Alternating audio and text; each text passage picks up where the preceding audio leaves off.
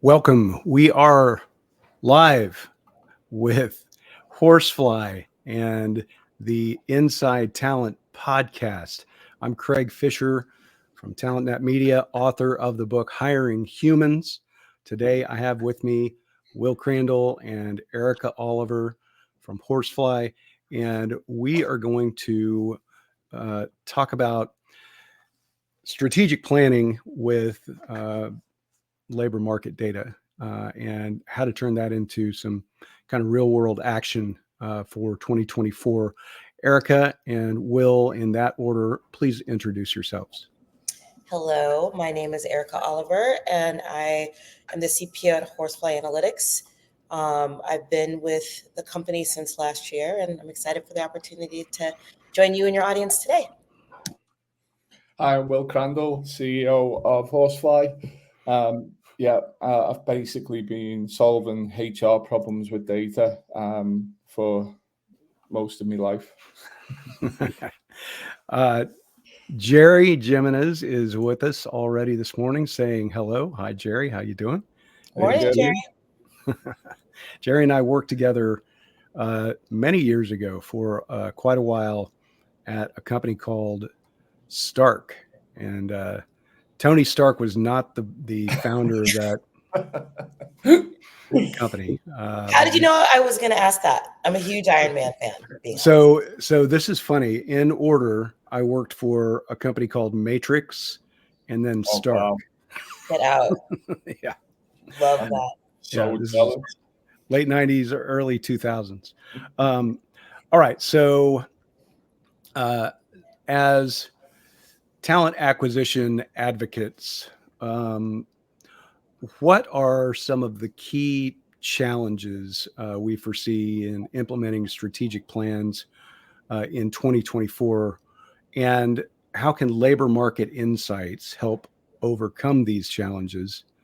And then, let's kind of set that up, and then let's talk about how we're doing this week. Sounds great. Do you want me to take that one first, Will? Of course. Okay, on it. So I would say, through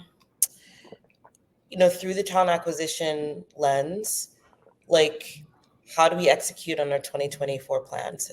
The short version is together and collaboratively. What are the roadblocks that we come up against, particularly in TA, is really getting that alignment. So let's say the company strategic initiative overall is building a performance-based culture or driving a particular initiative. Depending on the department, there are different ways to get to the end zone, if you will. So I think the way that we get there from a TA focus is really try to drive,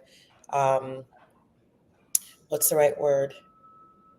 It's not collaboration. Basically find that North Star that threads through all the different departments, and that's data.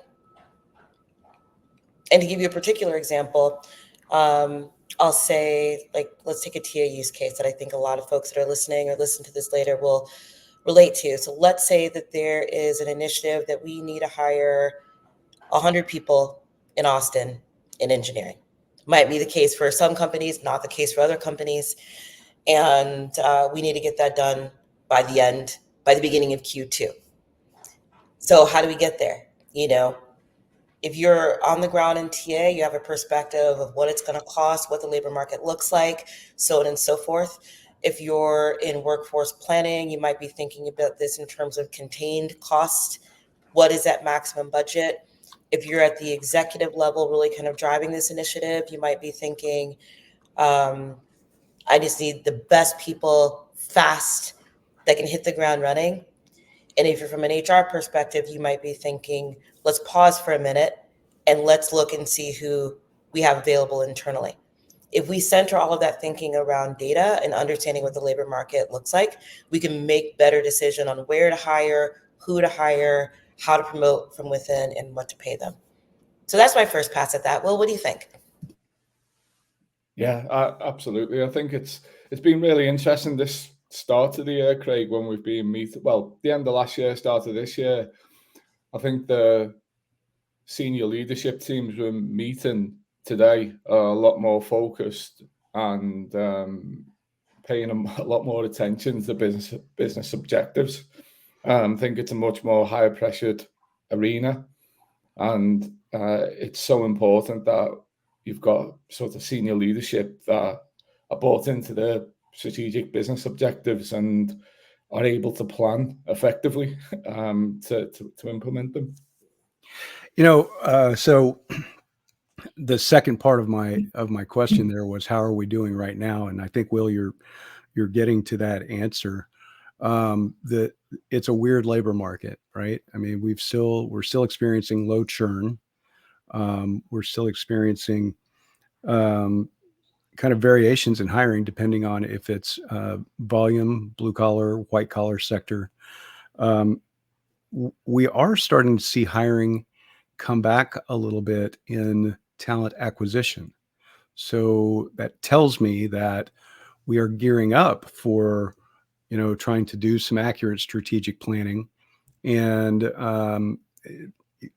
we anticipate that things are going to heat up. So I'm hearing this from a lot of my customers.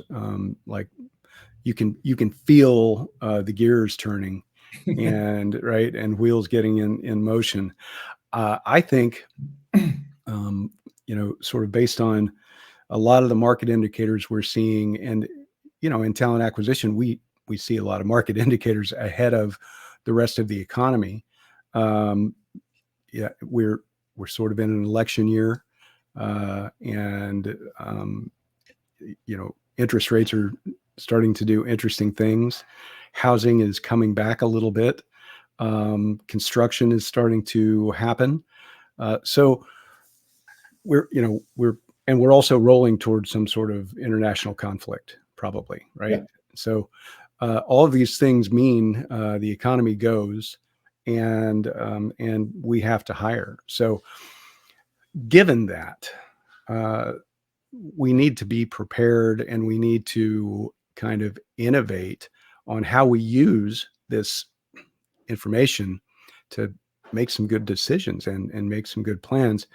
We've talked before about how AI is starting to allow us to use some of this data to do predictive analytics and to be smart about thinking, okay, we have this work coming up. We anticipate we're going to sell more than we did last year, which means we need additional staff to make that happen. So Erika, I'll start with you. Just in your experience with Horsefly and before Horsefly, what are some of the innovative ways organizations can use labor market data to transform their strategic planning into actionable steps? Yeah, no, that's a great question. I love your point about, predicting what we're anticipating. So I would say, thinking about my time at Horsefly and prior to that, it'd be three key things. Understanding what you have. I think to your point about the economy, it's funny. Will and I obviously talk about day-to-day strategy, but just last night we were talking about some of this big picture things as it relates to what's going to be happening globally and the elections and in the US, the UK, Russia, and the elections just happened in France. So all that's going to impact the global economy, probably in some ways very positive, in other ways maybe not as positive. So how do you action on that in a measured way? I think first, focus on what you have internally. We did that at Indeed, we did that at Meta, understanding the skills that you have that are with your existing employee base. I think number two, look at the external market data. So understanding what you have, where those skill gaps are, and then what it would take to either upskill or to hire externally. And then I'd say the third thing, thinking about predicting, preparing for when things get busier. It is going to be looking at the emerging markets. So I think for the US, thinking about our last chat, Craig, I think there's some real opportunity outside of the urban centers to hire, have some flexibility internally, like on-site, remote. There's a lot of great talent that's untapped. And then globally, there are emerging markets that are coming all over the place. Last year, it was Spain and Portugal and Lisbon, and so I think we need to stay close to what those look like both in the United States and globally. Yeah, so you are making some interesting points about understanding what you have, right? And we know that internal mobility in a time of low churn is very important. People aren't leaving their jobs as they were in droves over the last couple of years. And that's because of economic uncertainty, right? And, we also hear, especially in white collar sector, if you watch the chaos on LinkedIn, it's right. It's difficult to get response from an employer these days in certain sectors. And so, understanding internal mobility and doing something, interesting with it will kind of ensure a company's long-term success. And knowing what the availability is of talent externally helps you to really challenge yourself to get strategic about what you do with your current staff. And we've got tools now, and certainly AI is helping to understand who we've got and what skills they should have by now, right? So they enter our organization and we have a resume, 5 years ago. And, after that, we don't have another resume. They might apply to jobs internally, but a lot of people sort of rely on the system to have their manager suggest where they should go in the organization. And managers don't love moving people around. They don't love losing people from their teams unless they're really good managers, right? And there are some of those, but we can kind of predict now a person in this role for this many years should have these certifications and these skills that we can kind of add to their profile and match against internal jobs.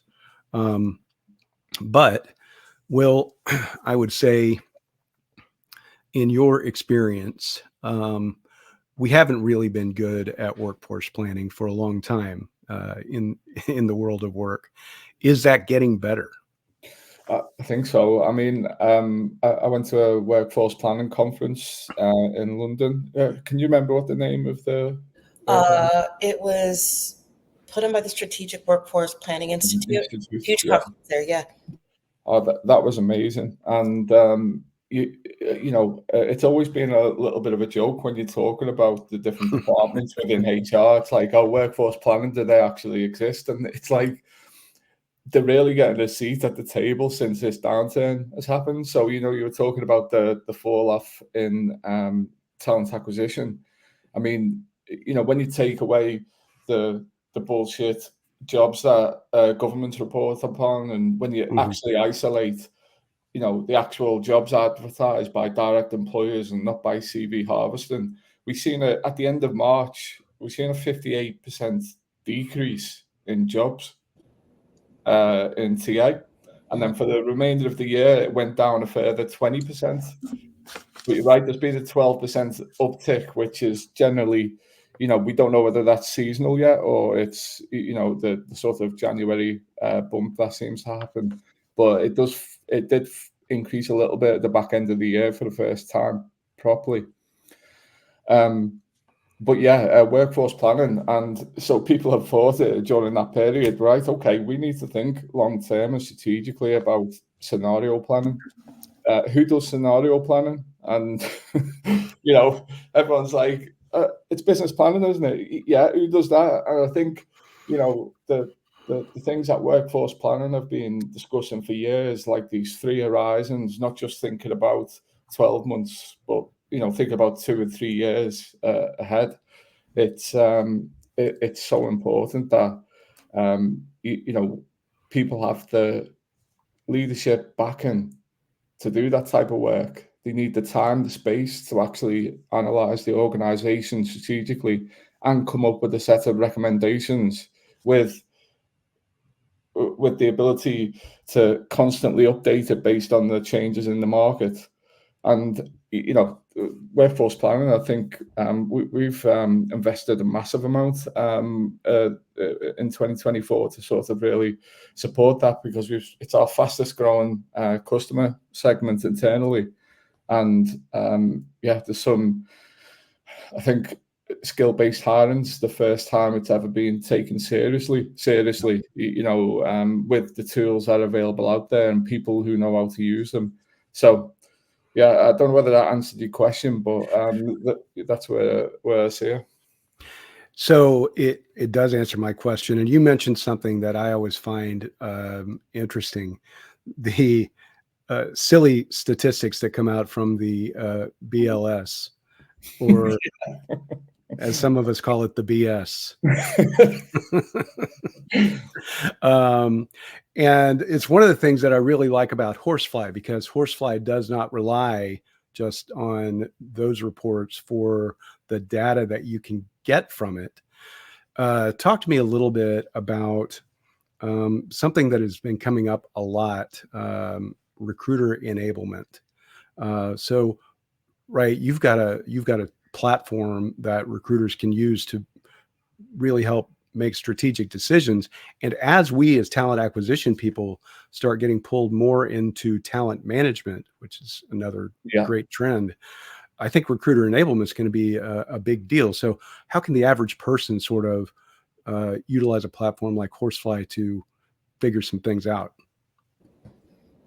I mean, I'll kick this off. I think the very first thing is getting your manager leaders support to evangelize the importance of using data as we're filling jobs. And I think anyone who has been in that specific role, the biggest obstacle you have is overcoming that. Your job is, I have an open rec, you're the recruiter, I need you to fill it, and I want you to fill it in 90 days. Get it done. So the very first step of enablement is TA leadership, driving the importance of data, driving the importance of understanding what the market bears. Sure, you want an engineer, VP of engineering hired in 45 days with all these skills, then further enable by looking at the data. And it's like, okay, so for what you're looking for, here's what it's going to cost. Here's what the market bears in that location. Here's the companies that they're coming from, and then have a more open conversation with the other side of the coin that I think is important when using labor market analytics is human intelligence. Like, what are you seeing on the ground?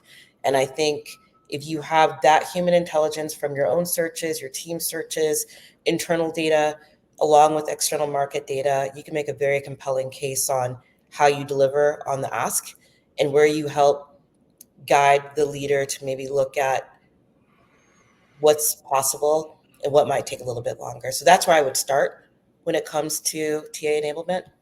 What are your thoughts, Will? Yeah, I think it's exactly right. And like you said, Craig, talent management is an actual thing where there's like this sort of intersection of talent acquisition doing more strategic types of work. And I think it's important and the best people within TA are those that, don't just think about the things that TA have always thought about, think about what workforce planning do and about data. So yes, very interesting. TA is used to being mostly reactionary, right? There has been over the last few years kind of a trend towards building out an employer brand function where you're kind of doing some inbound strategy there, which is not reactionary, right? It's getting ahead of the curve there. But I think now, as we have some of the tools, the AI tools, to do something interesting with the data that we collect and make it more actionable. Talent acquisition is going to have a bigger role there. And we have generally had a people analytics function that was largely hiring a BI developer to create some pretty reports, right? But now that's getting to be more, I mean, especially as we're dealing with, lower profit margins and things like that. We have to really get strategic about what it's costing us to hire people and what it's costing us to keep people. And so people analytics is going to be a big factor. And then HRIS certainly is going to come into play. So how can we effectively create some synergy in doing kind of cross-functional collaboration as it pertains to making, interesting decisions based on our labor analytics? I wanted to start with one piece that you mentioned that that I'm really passionate about, and that's recruitment marketing, and doing so in a strategic way. And I think the boots on the ground, like whether you're posting on LinkedIn or whatever that is, that's kind of like grassroots marketing.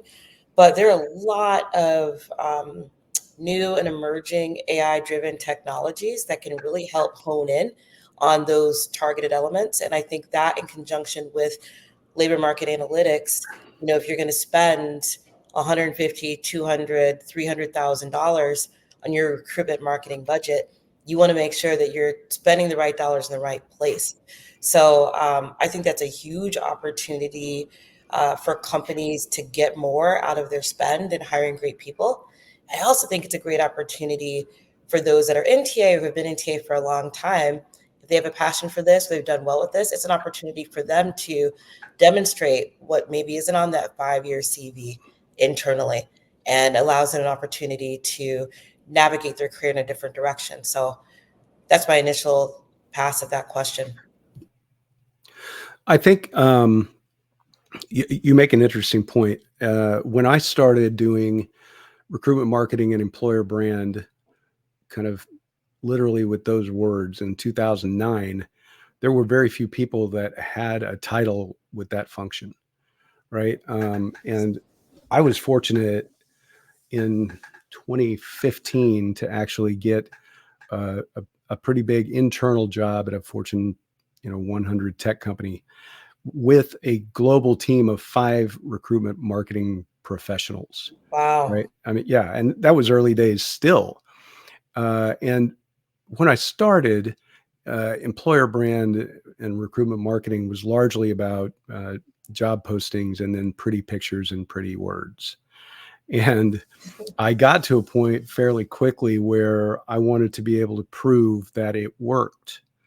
Right. And so this idea that you need to be able to track everything from source to hire and track your spend and everything else often comes down to process improvement and technology optimization, for HRIS. So uh, I think if you're in this role, if you're doing recruitment marketing or employer brand, you need to be having conversations on a regular basis with HRIS and with your talent analytics people, and you probably are, but sit in on those vendor calls, try to understand what the reports are really saying versus, hey, you're doing really great compared to our other customers. That's not a real statistic. Mm-hmm. 100%. So, all right. So, how can technology be leveraged to enhance some of this cross-departmental collaboration? I mean, I know we have wonderful project management software now, and Monday.coms of the world make things pretty easy. But even in your organization, right? And you've got a tech-heavy organization. How are you keeping the talent team involved in how technology moves the company forward? Yeah, Erika, you've done specifically this indeed. Yeah. So probably.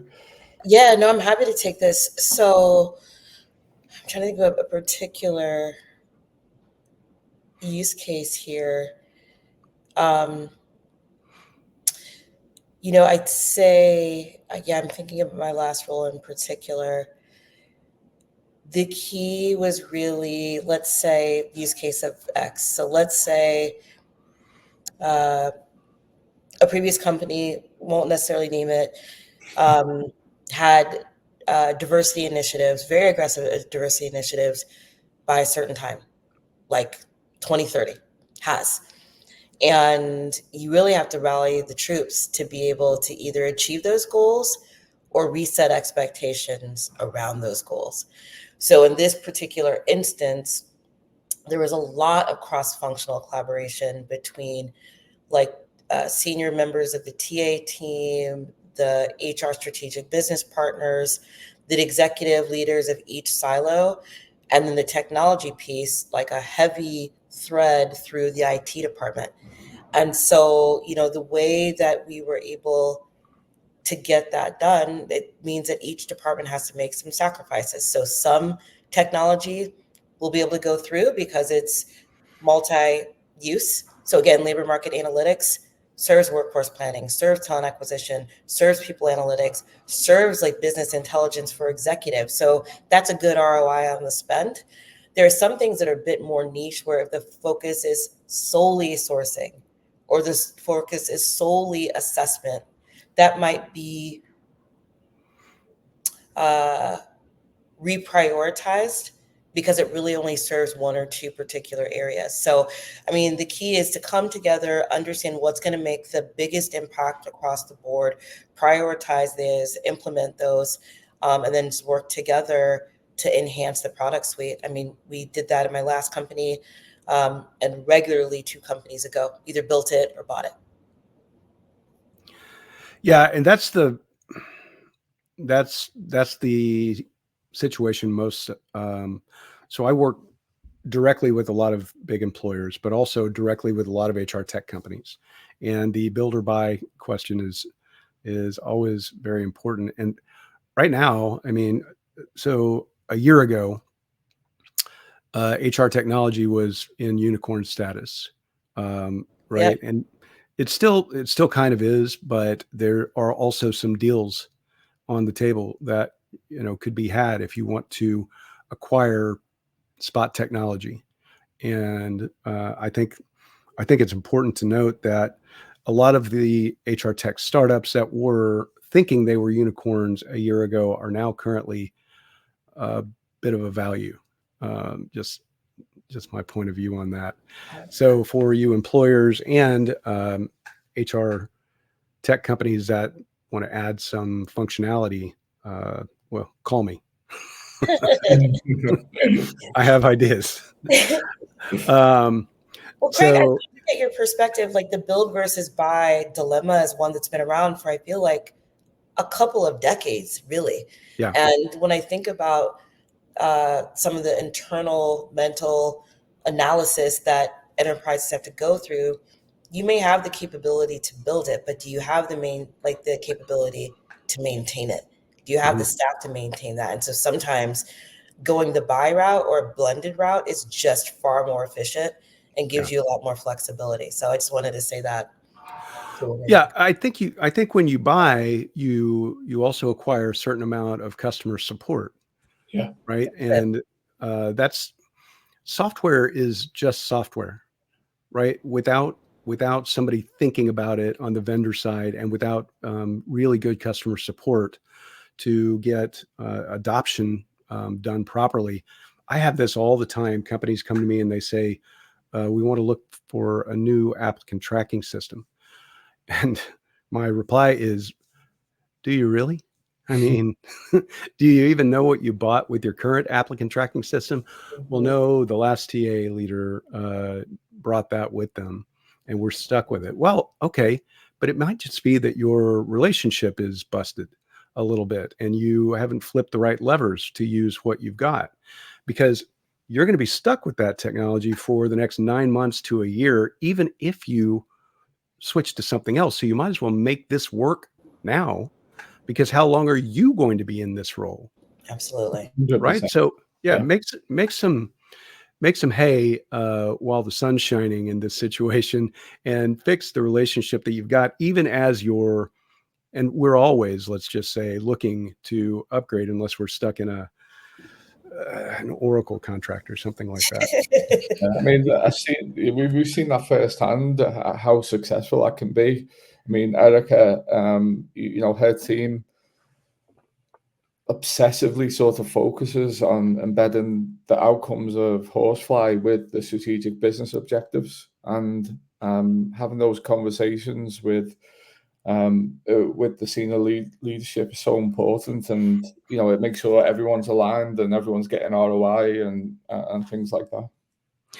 So in a situation like this, and this is a question I also get a lot.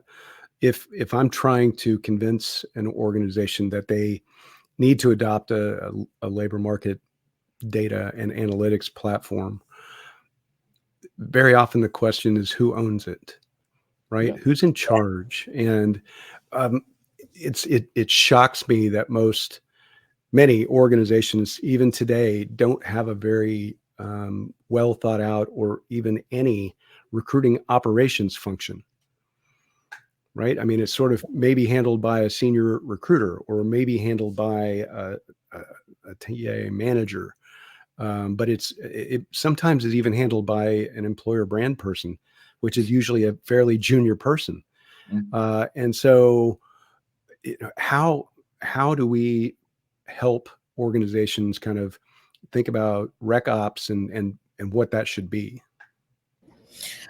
So I literally just thought of two particular scenarios with existing clients, and then thought about a couple of friends in the recruiting ops space. I'd say the very first step is, if you don't know who owns it, what a great opportunity for someone to step in and lead the charge, right? Well, don't wait for somebody else to raise their hand. It's like, well, who owns this? Where's the budget coming from? And if everyone's stuck, what a great opportunity, again, to add to your resume internally, own it, drive it, go rally the troops around budget, and then take it to the end zone. I keep making these football references because Chiefs are going to the final round of the playoffs. So football's Go Chiefs. Exactly. Yeah. The other thing is, Will and I talk about this all the time. I talk about it with my team all the time. Sometimes you're faced with difficult problems that there isn't somebody who owns the solution. So just step up and own it. I think people sometimes are waiting for people to make that position. So that's my recommendation. It happens in some of the largest companies that you would never imagine. But it's almost like something, Craig, I was thinking your work better than anything. But I think you'd be surprised when someone's like, you know what, this is what we need to do. I'm going to own this, and then get one layer above or two layers above of executive support, and then go drive it. Might end up with a new job at the end of it. So there's a lot of good vendors out there as well at the moment, isn't there, who can help support the recruitment operation function within a business by coming with matching value proposition, based on where the business is. I think it's such a lot of resource out there people should make use of across the board. So I work with a fractional team on the projects that we do, and we scale up as necessary. And most of these people are ringers, right, from big companies that want more. And don't get the opportunity internally to do that.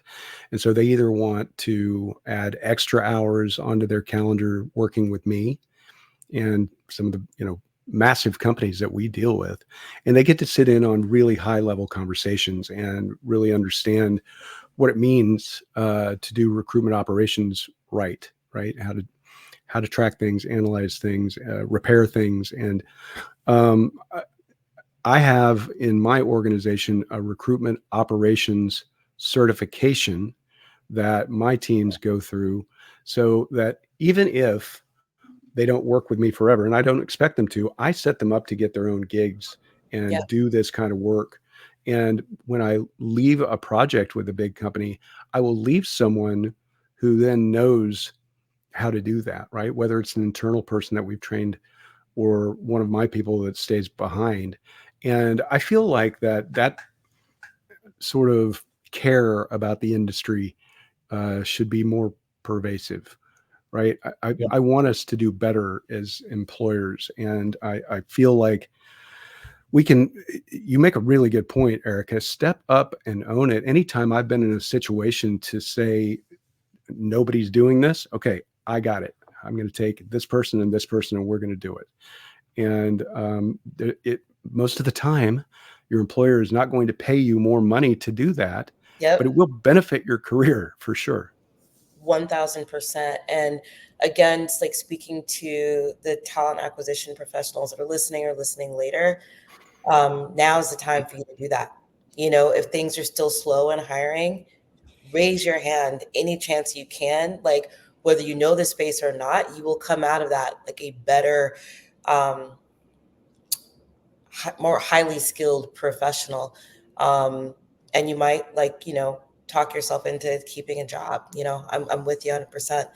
I think last thing I want to say on this philosophically, which means a lot to me because I came from the space and I have a lot of friends in this space, is that, your limits are only the ones that you set for yourself. That's the other part that comes with stepping up. I think we know, Craig, you also being in the recruitment space for a long time, there's so much more than talent acquisition professionals at any level do outside of just filling jobs, Right. So I think that's where it's like, don't let that message you get externally impact really what you do. And so just raise your hand, and before you know it, I mean, that's how talent intelligence, that whole discipline was born out of sourcers that were getting a lot of data, compiling a lot of data, driving that out of spreadsheets to make decisions. Now we have a whole discipline around it. We do, and very much like employer brand evolved. I do feel like, and when I started doing employer brand, right, I owned a staffing firm, and we didn't have sourcers. I was the sourcer. I was also the recruiter and the sales guy and the owner, and right, and so and I had other people like that, but the idea that we've now got these classifications within recruiting. And recruiting, by the way, that's what talent acquisition is now, ladies and gentlemen. It used to just be recruiting. Exactly. Exactly. But now within talent acquisition, which was recruiting, we have talent intelligence, and we have employer brand and recruitment marketing, and we're growing into having real recruitment operations. And in order to do strategic planning, that function brings together sort of these cross-collaborative teams that we spoke about, right? HRIS and TA and HR. So let's talk about success metrics real quick. If we're going to attempt to do strategic planning right, what should our goals be, and how do we move towards achieving them? You want me to start on that one, Will? Yeah, there's so many of them, isn't there? Which one? I mean, I think, yeah. I'll let you start on it. No, I think you're reading my mind. It's like, it is so, I wish there would be 2 or 3 that we could say across the board would be like, hey, if you do these 2 or 3 things, you'll be successful in executing your strategy. And every company, small or enterprise, is just so nuanced. So we could say, here are the 3 things, but it's it's like the living organizational behaviors of each company that will impact what goals you should really land on. So I would say thing 1, decide on 2 or 3 key goals that cross-functionally people can agree to. You're probably not going to get agreement on more than 2 or 3. That's thing 1. Thing 2, set a timeline. Like, the number of times I think we've all heard as soon as possible. People either like break down, they're like, okay, I don't know what to do. It's got to be done now, yesterday, or there's no timeline. So it's like, I'm going to take my time and get to it, and the goal's no longer relevant. So thing 2 is set a realistic but aggressive timeline. And then step 3 would be to iterate. So let's say you break it up into 12-week chunks. You see where you land, you see what the progress is, you analyze that, look at the wins, look at the losses, much like software development, right? Well, you analyze, you iterate, and then you redeploy another cycle. So that's my recommendation. Yeah, and I think, to give you just two examples, me and Erika have been working on in the last few weeks.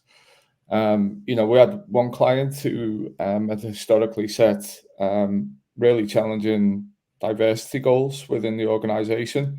It was just literally finger in the air, let's sort of see what we can do here. And their big goal was to sort of bring an external lens of what the KPI or target should be, for targeted locations, not just like thinking, okay, let's do this across the world sort of thing. Broadly, yeah. So yeah, that was one, where they focused on that.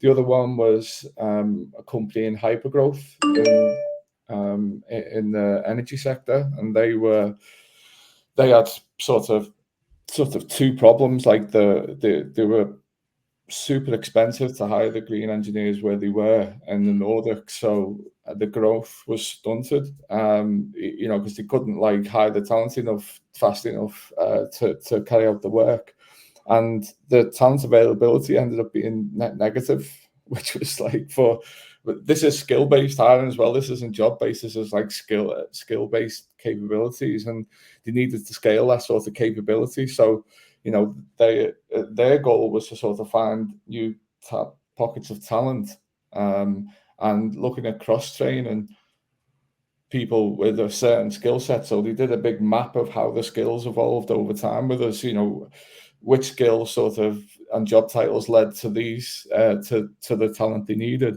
And what they did is they looked at the section before they become the talent that they needed, and looked at the gaps that existed there, and they sort of they looked at a new way to sort of develop the talent. But they also opened the office in Malaysia as well, which reduced sort of 30 million in the end in the savings. Wow. So, okay, I'm going to combine a little bit of what you both just said. So, Erika, I love your ways to think about what goals should be, right? And so, I always fall back to what can you prove, right? And you can make up your goals, right? And just as long as you're proving something. So, what can you prove? That's a good place to start. And for instance, if you're doing recruitment marketing or branding, and you can get your employee population to drive clicks or traffic by them sharing their own thing, right? About why they love working at your company, and you can prove that that's worth $300,000 in paid media. That's a great way to think about, okay, how can I knock down a quick win? Okay. And these 12-week iterations, I love that too, because that's something that if you're on the ball, you could get accomplished in 12 weeks. Now, it might take you another 12 weeks to prove it, right? To get the data back. But, and then, so yeah, big wins, then save money. Okay. Can we prove that we can save money? And Will, like Jerry says, 30 million is a nice big number. And it is. So, right, if you're saying, all right, I think we can save the company money because we figured out that our jobs aren't showing up on Indeed very well because they're coming out of the applicant tracking system looking old, right? They are carrying over old JSON metadata, and it's costing us in clicks and conversions. We're getting a lot of old clicks, and people are applying to things that they're not really fresh candidates, right? So these are demonstrable things. And then can we be more efficient, right? Can we do better? How do we say, okay, we might spend a little money, but we're going to hire more accurately, and we're going to do internal mobility better. Those things are a little less easy to prove, but worthy endeavors anyway. So, Will, have you seen examples of companies doing this well? And also, I want to compliment Horsefly on being a really good platform for back to one of the things Erika said, for understanding diversity in the marketplace and the availability of that, and then also being a great platform for sourcing in general. So, yeah, Will, any examples of companies doing a really good job at proving improvement? Do you mean specifically about internal mobility? Sure. Or do you mean, let's do that. Yeah. So do you know what? I could give you a big global example that we've done recently, but one of the best ones is the UK Home Office. So what they basically did is, they were trying to attract data scientists to, what is a government sort of not very exciting type brand on paper.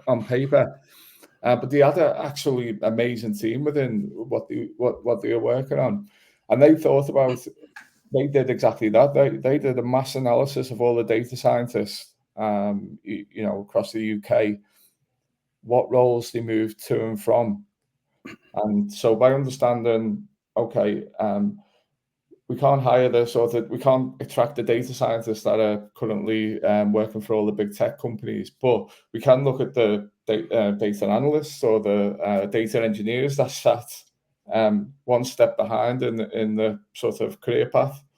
And they built out a whole training methodology of how to turn data analyst into data scientist.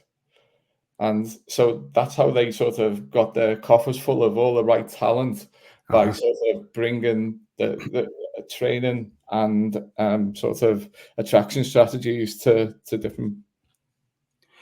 So between that and using labor data to decide to build a facility in Malaysia where you could hire green engineers at scale for an affordable price, I think those are really, really good examples of strategic planning. Absolutely, yeah. And I think it's like all the type of things that we're talking about now, it's done as standard. So like when you're thinking about a new role, you always look at the adjacent job titles and skills. And that's a good point. Yeah. So yeah, absolutely. Yeah. So the skills that are just behind what you're trying to hire, and then upskilling and training, right? Get all those people in your funnel and build your organization that way, because you can figure out, and I've done this with Horsefly specifically, there aren't enough of those very highly skilled people to hire. No. They don't exist. They work for organizations that they're not going to leave. You're going to spend a lot of money on really highly paid recruiters who are headhunting those people, and it's a long game, and there are faster ways to get at it. 100%. And it's all about that sort of workforce planning, having the time and space to analyze the workforce, en masse, to understand all those opportunities that exist within the workforce. And talent management is part of that, 100%. So, yeah. Impressive. Okay. So we're coming up to the end of our show for today. Can I get some predictions about what we're going to see this year in terms of improvement in the economy, improvement in how we're doing business, and how we're going about this sort of data utilization that we've got a kind of an explosion of right now?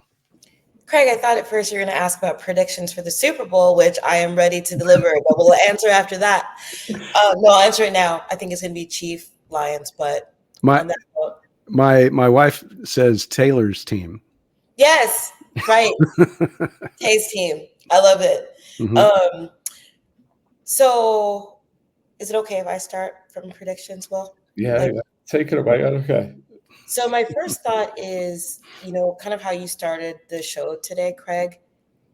Like, I'm cautiously optimistic, and I think a key factor will be the election globally, and I think once we land, wherever we land, I I think the economy is going to move. I think people are tired of being where we are. I'm sure you watch the economy shows too. I watch Bloomberg all the time, and watching the year end, they're like, so the soft recession never hit. Now what? Is it going to be soft or hard? I think my instinct is that corporates are tired of the middle ground. They want to make money in like real growth and not just cost cutting measures. So I think we're going to see movement globally in the economy. It's going to be measured in cautiously optimistic. That's thing one that I see that I'll predict.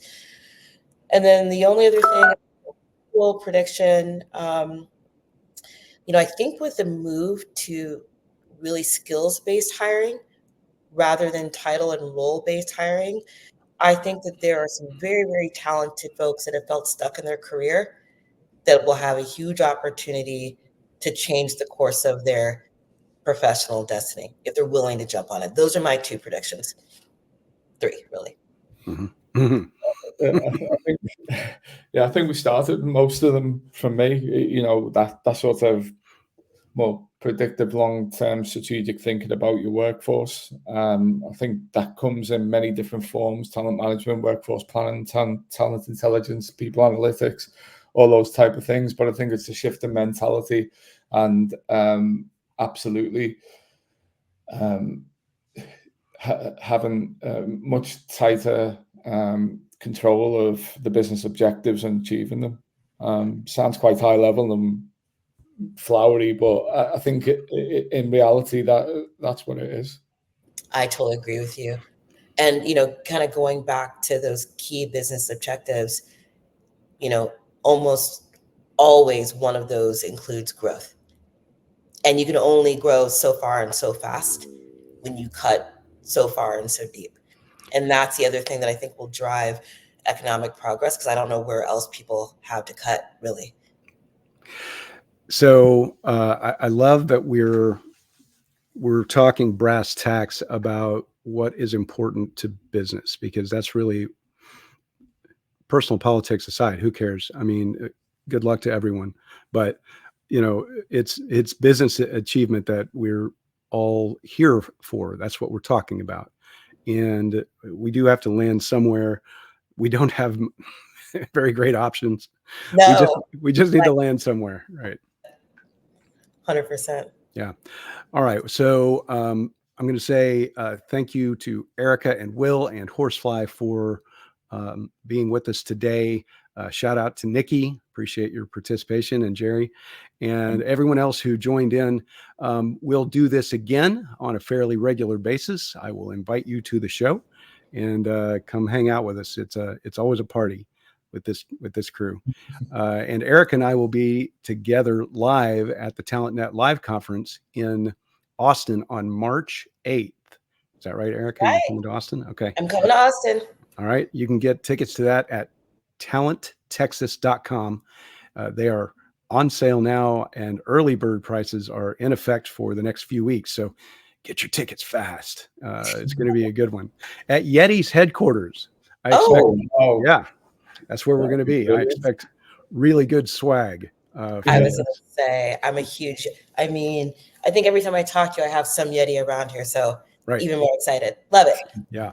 So we're going to have some fun there, and we're excited to see everyone in person. And if you are in San Diego next week, I will be speaking at the TA Week conference and doing a book signing directly after my presentation. We've got 50 books to give away. So come get yours signed, and we're going to have some fun there as well. We'll look forward to seeing you all next time. Thank you, and go bye. Thank you very much. Thanks, Craig. Go Chiefs. Go Chiefs, indeed.